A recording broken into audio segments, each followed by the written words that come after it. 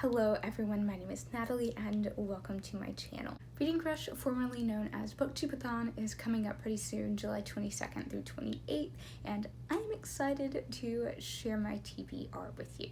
The Reading Rush is a week-long readathon. You have 7 different challenges, and I'm feeling pretty ambitious this year. I'm gonna try for all 7.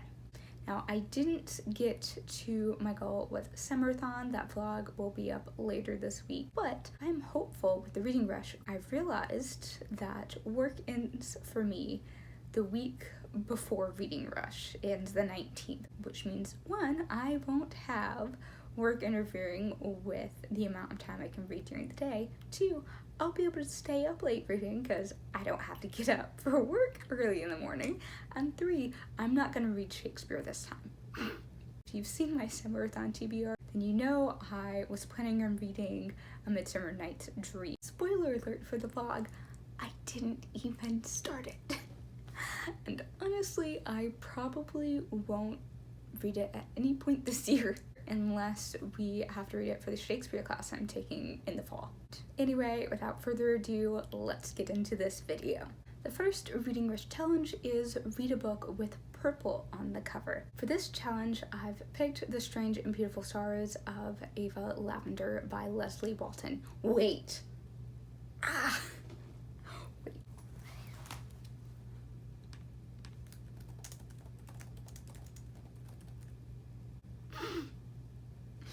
Literally, as I'm filming this, I've realized that this book does not have purple on its cover in any edition. How did I miss that? You know what? I'm still gonna read it. I'm gonna fudge this one. Loose interpretation. The word lavender means a shade of purple, and lavender is part of the title, which is on the cover. There. Okay, this book is about a girl, obviously from the title, named Ava Lavender, and she is normal in pretty much every way except for the fact that she was born with wings.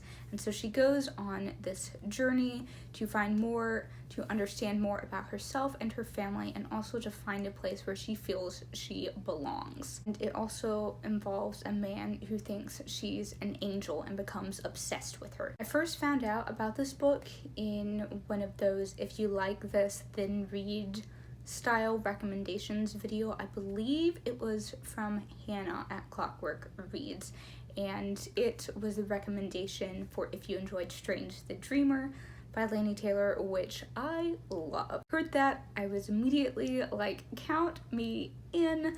Strange the Dreamer, the heroine has freaking wings, and I'm not gonna lie about the cover factoring into me wanting to read this because it's gorgeous. The second challenge is to read a book in the same spot the entire time. I decided on The Ocean at the End of the Lane by Neil Gaiman. Though you don't have to try and read the book in one sitting, you can just go back to the same spot whenever you pick up that book again. The Ocean at the End of the Lane is a shorter book, and I also have the audiobook for it, so I know it will be a fairly quick read for me, which is really good if you're trying to read 7 books in 7 days. The Ocean at the End of the Lane is about a man who returns to his childhood home for a funeral and has to come to terms with something that happened when he was a little boy. I've been wanting to read more Neil Gaiman this year. I've read some of his children's books before and really love them. I know The Ocean at the End of the Lane is one of his more highly recommended works, so I'm hoping I enjoy this one too. Challenge number 3 is to read a book you meant to read last year. My pick for this challenge is Clara and Mr Tiffany by Susan Freeland. This is a historical fiction novel set at the end of the 19th century, and it's all about the Tiffany Glass Company.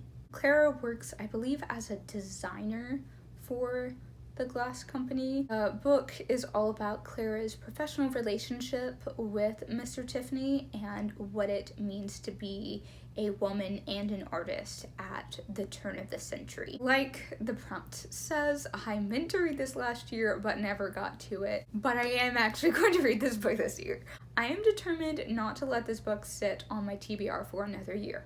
The fourth challenge is to read an author's first book. And for this, I am choosing Just Mercy by Bryan Stevenson. Bryan Stevenson is a lawyer who formed an organization called the Equal Justice Initiative. The organization is dedicated to helping people in need, whether they are the poor or they've been wrongfully imprisoned. And they also help women and children affected by the criminal justice system. The book follows one of Stevenson's first cases about a man who was accused of a horrific murder that he swears he didn't commit. And so the book documents that case and also the transformation Bryan Stevenson goes through in terms of his perception of justice, mercy, and I think also about how racism affects the justice system. The fifth challenge is to read a book with a non-human character. I'm going the easy route with this challenge and picking a children's book, because there are a lot of children's books starring animals.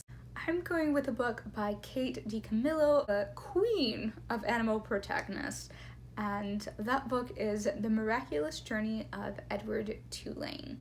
It's about a toy rabbit who travels all over the world trying to be reunited with the girl who used to own him. I read this for class way back in 4th grade. I don't remember if I liked it, but I'm pretty sure I did, because even now I'm a total sucker for animal books. I'm kind of excited to revisit it. The sixth challenge is to read a book with 5 words or more in the title. And for this, I'm reading P.S. I Still Love You by Jenny Han. I've read To All the Boys I've Loved Before for Summerathon. Once again, that vlog will be up soon. Now moving on to the second book in the series. This book continues Lara Jean and Peter's complicated relationship and her dealing with what it's like to be in a real relationship, not just a fake one like it was before. But then I believe it's another boy that got one of her letters. He shows up and she starts to kind of fall in love with him. I don't know if PS counts as 1 word or 2 because it stands for postscript. But I don't know if that word. But I don't know if that is 1 word, but regardless, it meets the 5-word minimum. The 7th and final challenge is to read a book and watch its movie adaptation. And for this challenge, I will be reading The Guernsey Literary and Potato Peel Pie Society by Mary Ann Schaefer. Heard amazing things about this book. It's been on my TBR for years and I'm finally getting to it. I did plan on reading it earlier when I got it from the library, but when I found out about this challenge, I knew I had to save it for the readathon because I really want to see the movie too. It's set after the end of the Second World War, and a writer named Juliet is trying to find a new subject for her next book. She ends up corresponding with a man from the island of Guernsey, which was occupied by Germany during the war. The book is in an epistolary format. It's told through their letters, so I'm really interested in seeing how that works out and affects the storytelling. My mom is actually starting this book because she wants to watch the movie with me. I'm excited about that because she doesn't read a ton. She'll read what my sister and I recommend her. She always says she needs a vacation in order to actually finish a book. She has been reading a bit more lately, and now that she's excited about this book too, I'm excited for her. I might even be more excited about her reading the book than I am about me reading the book. But yeah, it'll be really fun getting to talk about it with her.